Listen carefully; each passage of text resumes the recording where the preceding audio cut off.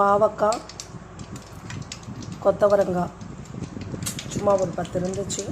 சரி அதோட போட்டு அப்படியே மிக்ஸ் பண்ணி ஃப்ரை பண்ணிடலாம் அப்படின்ட்டு. கடுகு வெடிச்சிருச்சு.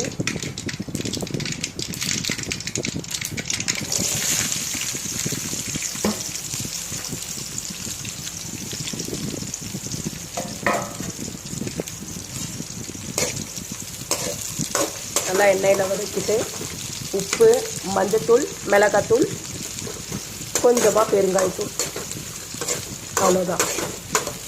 நல்லா ஃப்ரை பண்ணணும்.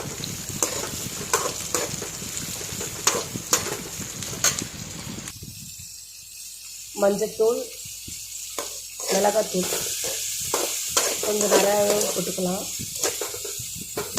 ரசம் தானே, அதனால் கொஞ்சம் காரமாக